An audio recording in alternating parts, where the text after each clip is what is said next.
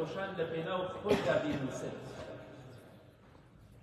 خۆشەویستی خوا صلی الله علیه وسلم فەرمی مەلائیکەی خوا سەڵاوات لەسەر ئەو کەسە ئەکەن، دوعای خێر بۆ ئەو کەسە دەکەن کە نوێژ دەکەن، ئەو کەسەی کە چاوەڕێی نوێژ دەکات لە مزگەوتدا، ئەو مەسافەی نیو سەعاتێکە چەندێکە هەمووی خوای گەورە لە جیهاد و تێکۆشان لە پێناو خۆیدا بۆ دەنووسێت.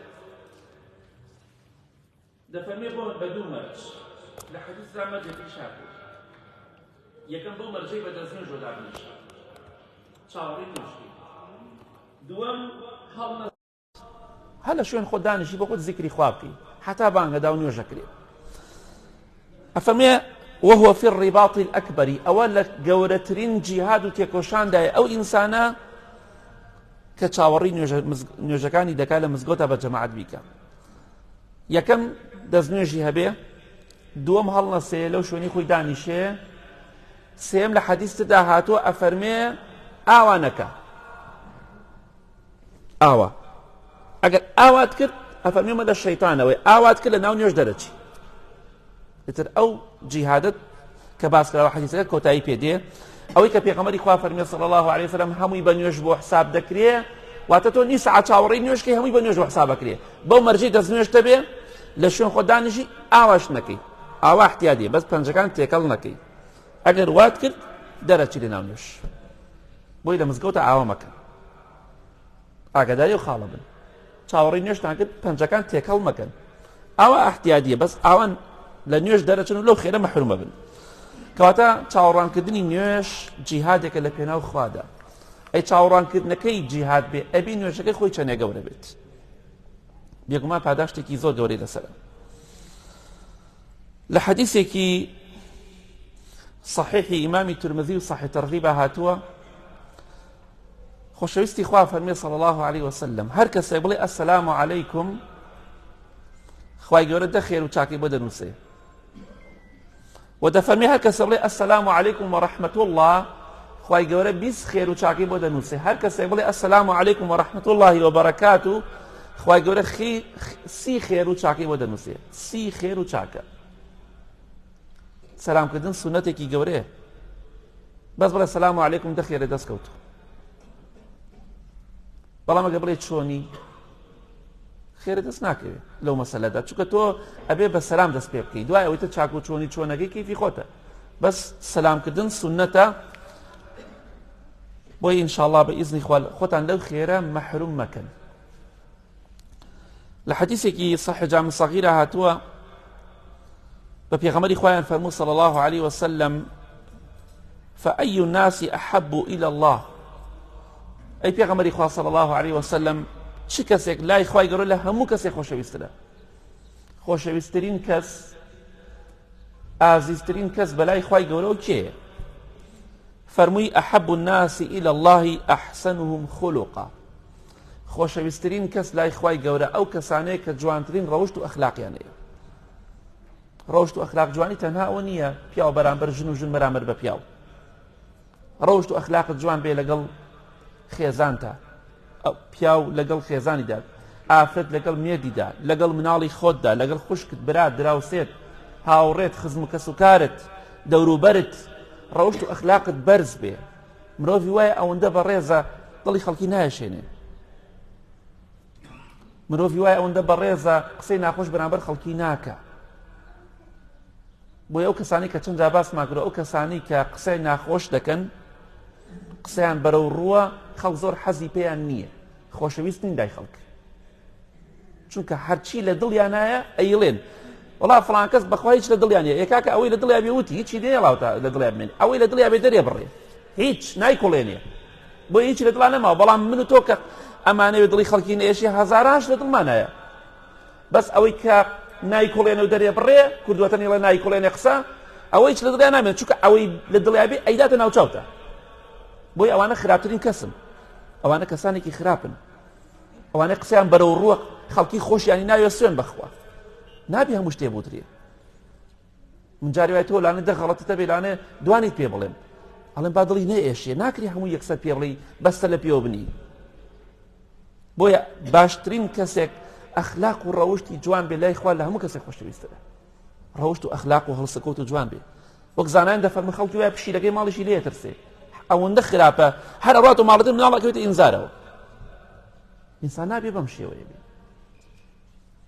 برای بەڕێزم ئەگەر پێت خۆشە خوا خۆشتی بێ ڕەوشت و ئەخلاقت جوان بێ هەڵس و کەوتت با جوان بێ لەگەڵ هەموو خەڵکیە خۆشەویستی خوای فەرموو صلی الله عليه وسلم وخالق الناس بخلق حسن لەگەڵ خەڵکیە با ڕەوشت و ئەخلاقت جوان بێ کردارت جوان بێ گفتارت جوان بێ هەموو کەسێک دەتوانێت خراپە بکە هەموو کەسێک دەتوانێت قسەی ناخۆش بکە خۆ کاتێک کە تۆ قسەی ناخۆش دەکەی کابرا جوابت ناداتەوە وا نەزانی کابرا بێدەسەڵاتە کابرا زمانی نییە کابرا زمانی هەیە بەس ناوی خۆی خاتە ئاستی تۆ جاویش وەک تۆ جواب دادەوە چی فەرقێکتان هەیە بۆیە ڕەوشدوانی بە ئیزنی خوا پاداشتی زۆر گەورەی هەیە دەبیتە خۆشەویستی خوای گەورە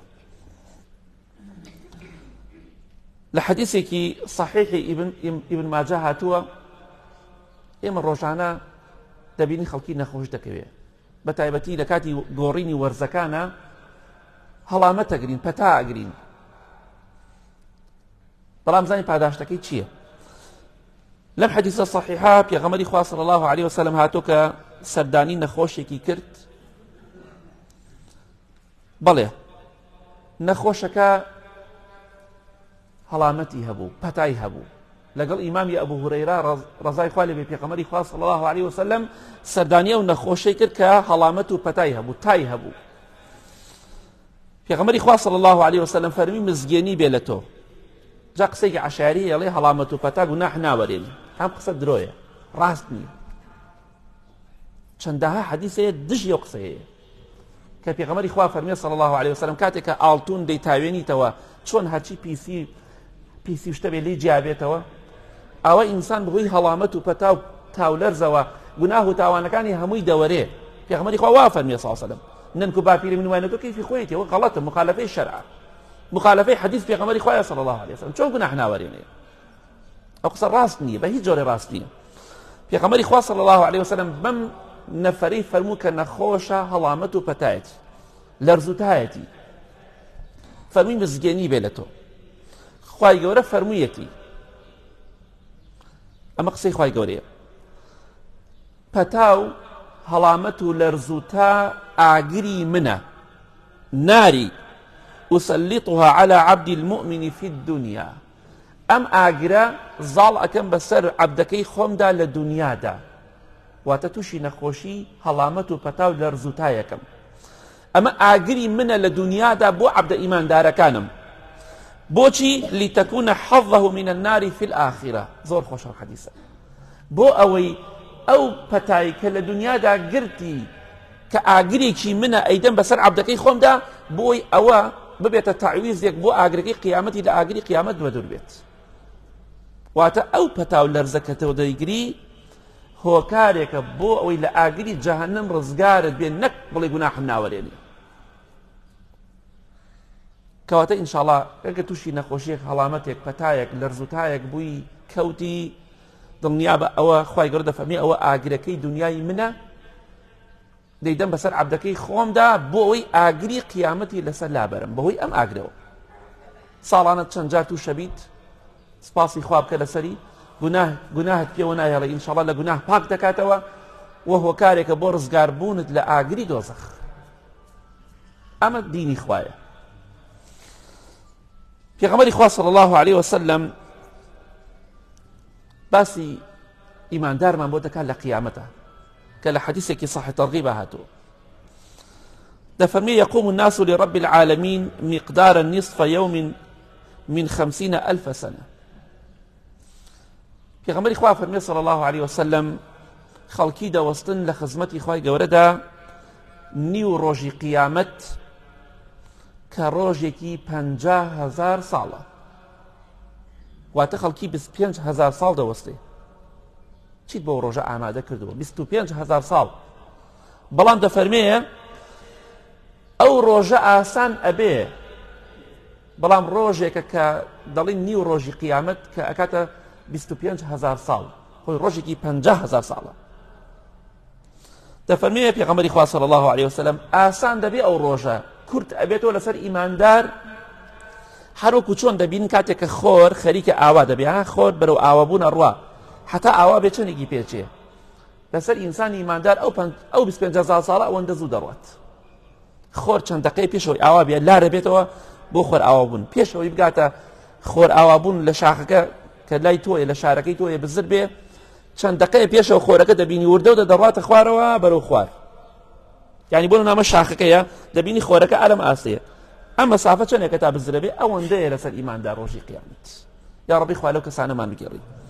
بۆیە ئیماندار دنیا و قیامەتی خۆشی و شادی ئینشاءڵڵا بەختەوەریە. 25,000 ساڵە لێ بڕوا بە ماوەی چەند دقەیەک.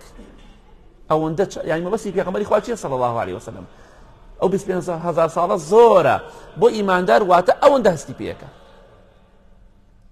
لە ڕۆژی قیامەتە کافرەکان بێباوەڕەکان مجریمەکان لە قورئانی پیرۆزا چەند شوێنە باس کراوە، دەڵێن مناقەشەتەکە ناوخۆیانە ئەبێ ئێمە چەندێک لەسەر زەویان مابینێتەوە.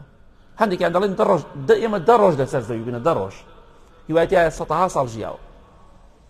هەندێکیان دەڵێن نەخێر ڕۆژێکە، هەندێکیان دەڵێن نەخێر نیو تاقە، هەندێکیان دەڵێن نەخێر تاقێک بۆ لە دنیا. ئێمە تاقێ لە دنیادا بووینە چەند سەعاتێک، هیواشێتیایە 1000 ساڵ ژیاوە، ئەوانەی پێشوو 500 ساڵ ژیاوە، بەڵام دەڵێ من چەند سەعاتێ لەسەر زەویا بوومە، هیچی لەبیر نامێنێ. ئیمانداریش ئەو چەند ڕۆژە سەختەی قیامەت کە 25,000 ساڵە بە ماوەیەکی کەم لەسەری دۆڕاواتە ئەوەندە لەسەری ئاسانە بە چەند دقەی ئینشاءڵڵا چەندی ناڕەحەت نابێ بۆ چەند دقەیە قیامەتیش ناڕەحەتی ناکات، چونکە خوای گەورە دەفەرمێ لا يحزنهم الفزع الأكبر. هاتنی قیامەت کە چەندێک گەورەیە ناڕەحەتیان ناکە، خەباریان ناکە، بێتاقەتیان ناکە، چونکە لە دنیادا چاکەیان پێشخست. جا خاک بەسەر ئەو کەسەی کە لە دنیادا خوای نەناسی و لەسەر خوا نەناسی مرد. بەختەوەریش بۆ ئەو کەسەی کە لە دنیادا خوای ناسی و ئەم دنیای کردە هۆکارێک بۆ بەختەوەری قیامەتی خۆی. جا بۆیە ئەگەر پێت خۆشە قیامەتت ئاسان بێ ڕێگای خوا بگرە. خوا بە تاک و تەنها پەرستە، چونکە شەخص و دار و بەر هیچ کەسشتی بۆ تۆ ناکرێت لە قیامەتە، هیچ کەسشتی پێ ناکرێت.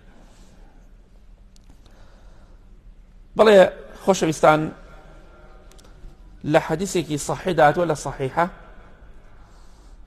پێغەمبەری خوا فەرمێ صلی الله عليه وسلم شەیطان وتی ئیبلیس وعزتك يا رب، سوێن بە گەورەی و دەسەڵاتی تۆ ئەی پەروەردگار. شەیطان سوێن خوا بەخوای پەروەردگار، بەڵام خەڵک فێرەکە سوێن بە غێری خوا بخوات. لە قورئانە دەڵێ سوێن بە گەورەی و دەسەڵاتی تۆ ئەی پەروەردگار. شەیطان سوێن خوا بەخوای پەروەردگار، بەڵام خەڵکی دە سوێن بە غێری خوا بخوات. ئەوە کارە ساتەکەی.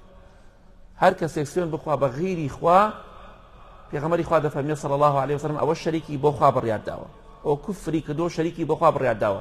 ئیتر کە ئەڵێن غێری خوا یعنی پێغەمبەری خوا صلی الله عليه وسلم، چونکە پێغەمبەری خوا صلی الله عليه وسلم خوایە، نەعوذ بالله نه. شخص خوایە نەخێر، بەسەری فڵان بە تەلاقم بە ناموسم بەو نانە بەو زادە بەو چییە، هەر هەموو شەریک بۆ خوا بڕیاردانە نابێت. وەڵام من نیەتم وەیە نامێت سوێن بەخوا بخۆم. نەخێر، پێغەمبەری خوا فەرمێ صلی الله عليه وسلم خوای گەورە پێی خۆشە سوێنی پێ بخۆی، شەریک بۆ خوا بڕیار مەدە. شەیطان سوێن بەخوا دەخوا. بڕۆ چەند شوێنی قورئانە فبعزتك ئەی پەروەردگار سوێن بە گەورەی و دەسەڵاتی تۆ، ئەی تۆ بۆ سوێن بە غێری خوا خۆی. هیچ کەسێ لە خوا گەورەتر نییە. سوێن بە قەبری فڵان و فڵان مەخۆ، شەریکت بۆ خوا بڕیارداوە، خوا لێت خۆش نابێت تۆ بێ لەسەر نەکی. شەیطان وتی سوێن بە گەورەی و دەسەڵاتی تۆ ئەی پەروەردگار، بەردەوام عەبدەکانی تۆ بەندەکانی تۆ گومڕا ئەکەم، لە خشتەیان ئەبەم هەتا ڕۆح لە لاشەیان نابێت. سوێن بە گەورەی و دەسەڵاتی تۆ خوای پەروەردگار، هەتا ئەو دەقەی دەمرن